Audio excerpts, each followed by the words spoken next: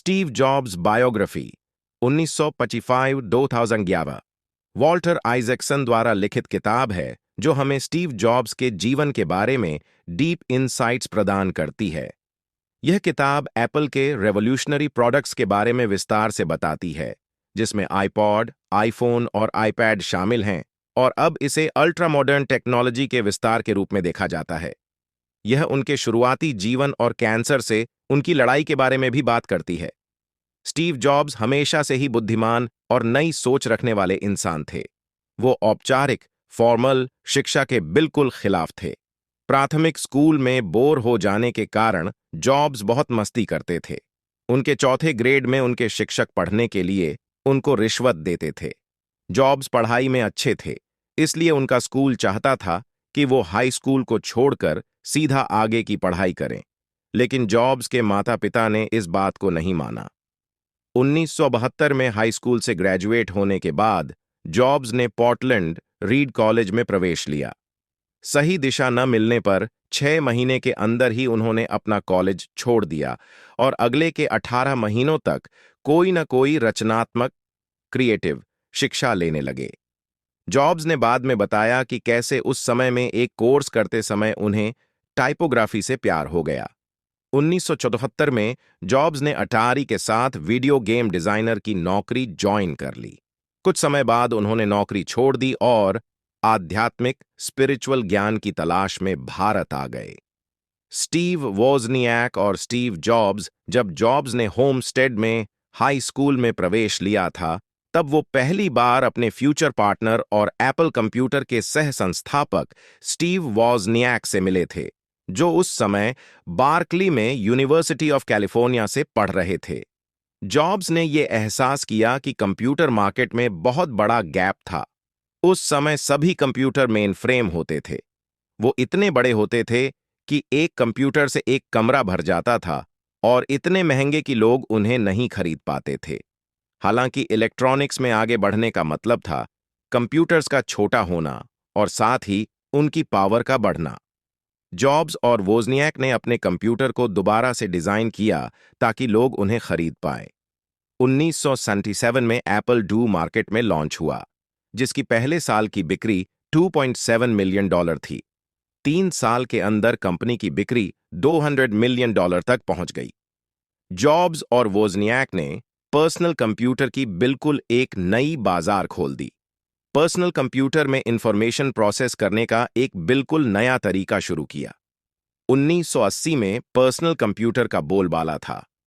Apple company को लगातार अपने उत्पादों को आगे रखने के लिए फोर्स किया जाता था, क्योंकि बाजार में प्रतियोगिता के लिए बहुत सी कंपनीज आ गई थीं। एप्पल ने एप्पल III लॉन्च किया, लेकिन इस नए मॉडल को तकनीकी और विपणन, मार्केटिंग समस्याओं का सामना करना पड़ा। इस उत्पाद को बाजार से वापस ले लिया गया और इस पर दोबारा काम करके दोबारा लॉन्च किया गया। जॉब्स हमेशा से एप्पल की मार्केटिंग फोर्स के पीछे रहे। 1983 के शुरुआत में लीसा को लॉन्च किया गया। ये उन लोगों के लिए लॉन्च किया गया था जिनको कंप्यूटर्स की बहुत कम ज्ञान थी। ये ज्यादा नहीं बिक सकी क्योंकि इसकी कीमत पर्सनल कंप्यूटर से भी ज्यादा थी। एप्पल की सबसे बड़ी प्रतियोगिता कंपनी थी इंटरनेशनल बिजनेस मशीन, जिसको IBM के नाम से भी जाना जाता है। 1983 में यह अनुमान लगाया गया कि एप्पल अपनी मार्केट शेयर का लगभग आधा भाग IBM से हार गया। 2007 में PC वर्ल्ड के साथ अपने इंटरव्यू में वोज़नियाक ने बताया कि कैसे उनकी और जॉब्स की दोस्ती इतनी ज्यादा जमी। उनका कहना था कि हम दोनों को इलेक्ट्रॉनिक्स और डिजिटल चिप्स बहुत पसंद थे। बहुत से लोगों को उस समय में यह भी नहीं पता था कि चिप्स क्या हैं, वो कैसे काम करते हैं और वो क्या कर सकते हैं। मैंने बहुत से कंप्यूटर्स बनाए, इसलिए मैं इलेक्ट्रॉनिक्स और कंप्यूटर डिजाइन में उससे बहुत आगे था, लेकिन हमारे हित बहुत मिलते जुलते थे। दुनिया में चीजों को लेकर हम दोनों का ही विचार बहुत स्वतंत्र रवैया वाला था। एप्पल कंप्यूटर को शुरू करना और उसको छोड़ना 1966 में, जब स्टीव जॉब्स सिर्फ 21 साल के थे, उन्होंने और वोज़नियाक ने जॉब्स के फैमिली गराज में एप्पल कंप्यूटर की शुरुआत की थी।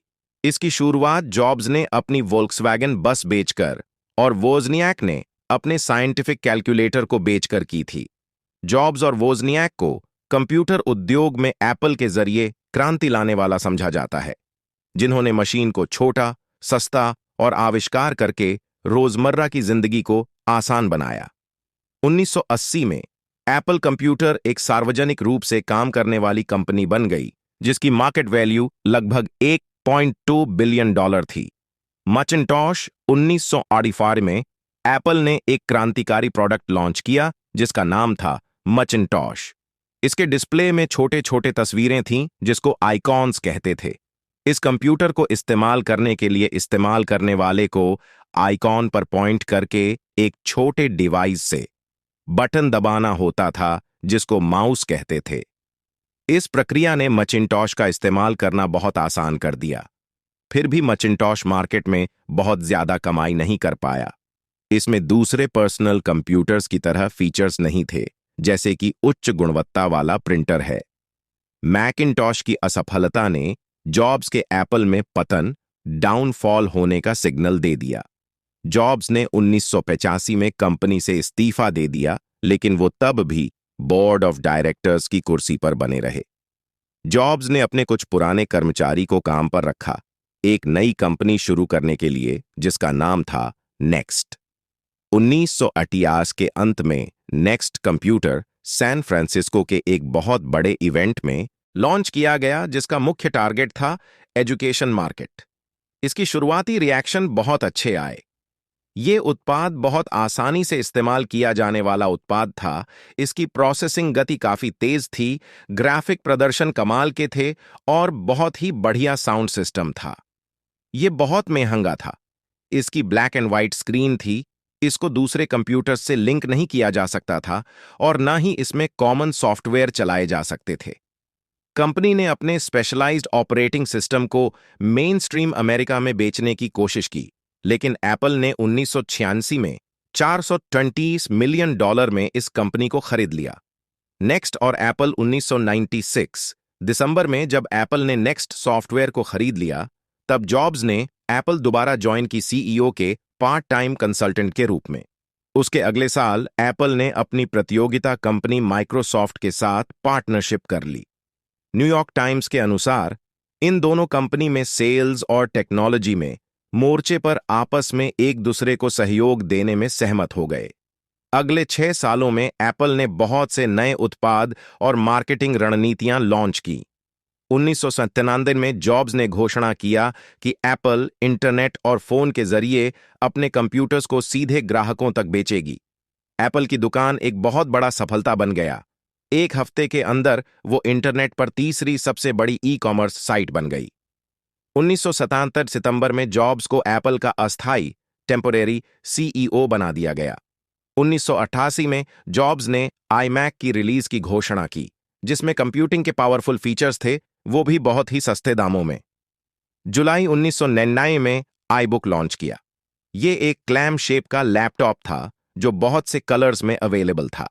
इसमें एप्पल का एयरपोर्ट भी शामिल था, जो कॉर्डलेस फोन का कंप्यूटर वर्जन था जिसमें यूजर को बिना वायर के इंटरनेट सर्फिंग करने का ऑप्शन था।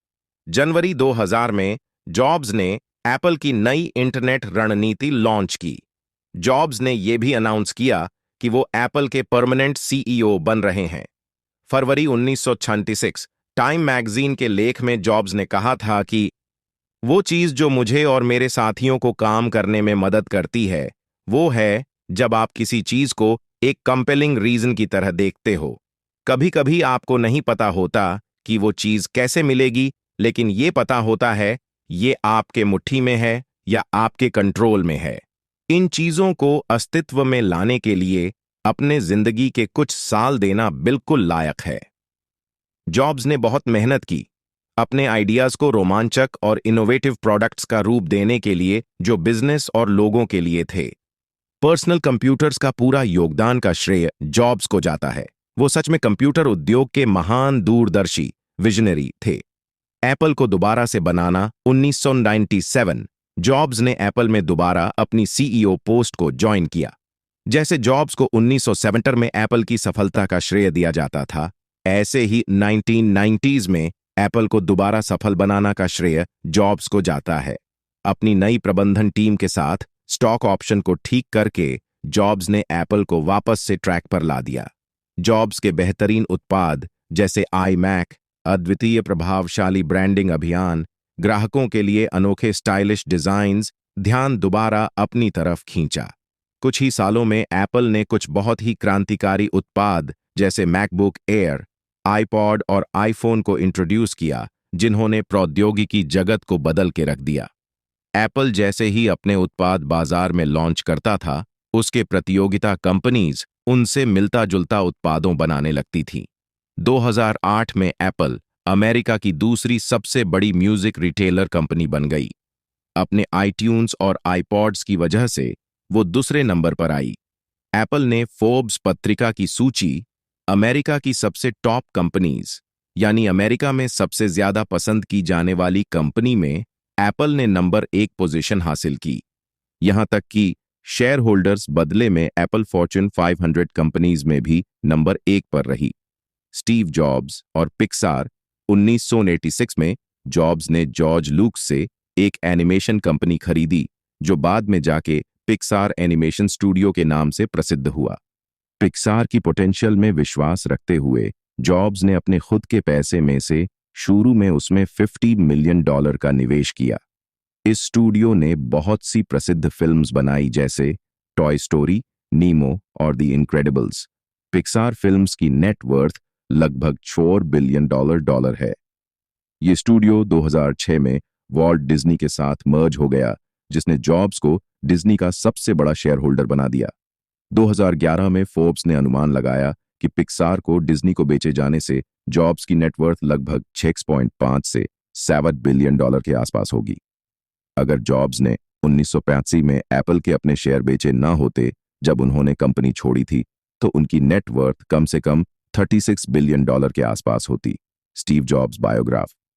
स्टीव जॉब्स की पत्नी और बच्चे जॉब्स और लॉरेन पावल ने 18 मार्च 1991 को शादी की।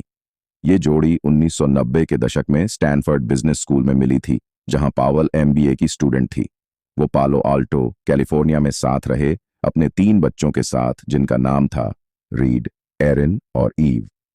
स्टीव जॉब्स की लड़ाई कैंसर से और मौत 2003 में जॉब्स को अपने न्यूरोएंडोक्राइन ट्यूमर के बारे में पता लगा। ये एक दुर्लभ लेकिन एक तरह का पैनक्रियाटिक कैंसर था। तुरंत सर्जरी ना करवा के जॉब्स ने पहले एक पेस्को वेजिटेरियन डाइट लेना चुना। 9 महीने तक जब जॉब्स सर्जरी पोस्टपोन करते रहे, तब एप्पल के बोर्ड ऑफ डायरेक्टर्स परेशान हो गए। अधिकारियों को यह डर सताने लगा कि शेयर होल्डर्स अपने शेयर वापस ले लेंगे अगर उनको ये पता लग गया कि उनके CEO बीमर हैं। लेकिन बाद में जॉब्स की बीमारी को गोपनीय रखना ही ठीक समझा गया।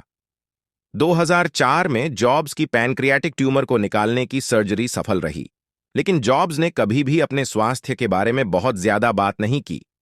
2009 में रिपोर्ट्स में आया कि जॉब्स का बहुत ज्यादा वजन घट गया है। कुछ लोगों ने माना कि उनका स्वास्थ्य दोबारा से बिगड़ गया है, जिसमें लिवर ट्रांसप्लांट करने की भी जरूरत थी।